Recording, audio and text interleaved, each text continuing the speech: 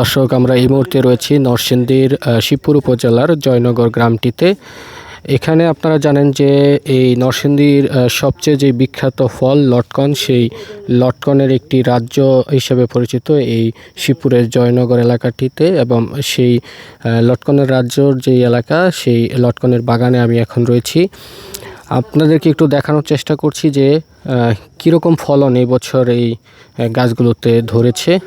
দেখতে পাচ্ছেন যে থোকায় থোকায় ঝুলে আছে এই লটকনগুলো, এবং দেখলে বোঝা যাচ্ছে যে পুরো গাছ জুড়ে একটি অলংকারে ছেয়ে আছে। লটকনের যে অলংকার, সেই অলংকারে পুরো গাছ ছেয়ে রয়েছে।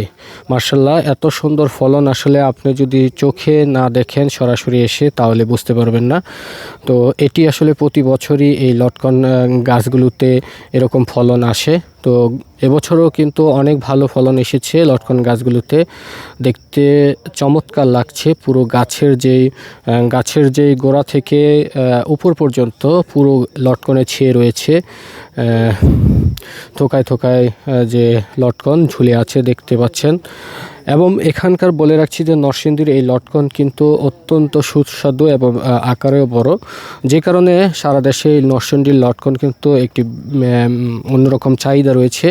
তো প্রতি বছরই কিন্তু এই লটকনের আবাদ বাড়ছে। গত বছরের তুলনায় এই বছরে কিন্তু লটকন বৃদ্ধি পেয়েছে। তো আমরা এই বাগানটিতে এসে যেমনটা দেখেছি, এই বাগানটি এখানকার যতীন্দ্র রায় নামে একজন ব্যক্তির।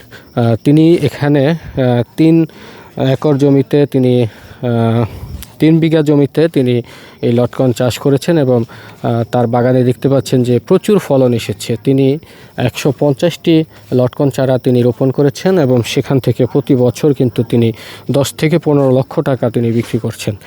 তো প্রতিটি গাছেই মাশাআল্লাহ ভালো ফলন এসেছে, এবং ফলনগুলো দেখতেও খুবই চমৎকার। একদম গাছের প্রত্যেকটা ডালাপালায় ছড়িয়ে ছিটিয়ে রয়েছে লটকন, এবং লটকনের আকারও খুবই বড়। আমরা আপনাদেরকে যদি একটু ঘুরে ঘুরে দেখানোর চেষ্টা করি যে এটি আসলে নরসিংদীর যেই বিখ্যাত ফল। আপনারা জানেন যে এই নরসিংদীর লটকনকে জিআই পণ্য হিসেবে স্বীকৃতি দেওয়া হয়েছে। এর আগে ছিল নরসিংদীর কলা, অমৃতসাগর কলা, তবে এই লটকন এখন নরসিংদীকে নতুন করে পরিচিত করে তুলেছে। এটি আপনি এই লটকনের সিজন আসলে প্রতিটি বাগানেই, বিশেষ করে শিবপুর উপজেলার জয়নগর, চৈতন্য যে সকল গ্রাম রয়েছে, প্রত্যেকটা গ্রামের বাড়ির আঙিনার আশেপাশেই কিন্তু আপনারা এই লটকনের বাগান বা লটকনের যে গাছ, সেগুলো দেখতে পাবেন। এবং এখানে কিন্তু এক সময় এই লটকন পাহাড়ি ফল হিসেবে পরিচিত ছিল। তারা এটি খাওয়া এবং এই যে বাণিজ্যিকভাবে চাষাবাদ, সেটি তারা আসলে কখনো কল্পনা করেনি। এটি আসলে দিনের পর দিন যখন এটি চাহিদা বৃদ্ধি পেয়েছে, তখনই কিন্তু এই লটকন বাণিজ্যিকভাবে চাষাবাদ শুরু হয়েছে, এবং এখন কিন্তু অর্থকরী ফসলের মধ্যে লটকন একটি অন্যতম ফসল হিসেবে পরিচিত পেয়েছে নরসিংদীর।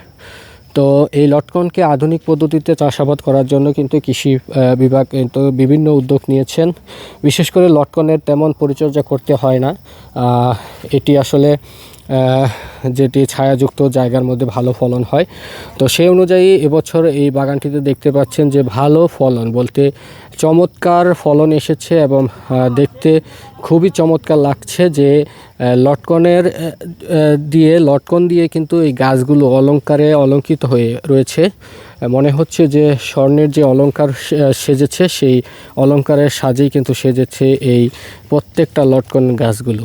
তো দর্শক, আমরা আপনাদেরকে দেখানোর চেষ্টা করেছিলাম যে নরসিংদীর এবছর যে লটকনের যে বাম্পার ফলন, সেই বাম্পার ফলনের চিত্র। আমাদের ভিডিও ভালো লাগলে অবশ্যই লাইক এবং শেয়ার দিয়ে আমাদের পাশে থাকবেন। আমরা নরসিংদীর যে ঐতিহ্যবাহী যেই ফল, সেই ফলগুলো আমরা আপনাদের মাঝে তুলে ধরার চেষ্টা করব। তো ধন্যবাদ দর্শক, এতক্ষণ আমাদের সাথে থাকার জন্য।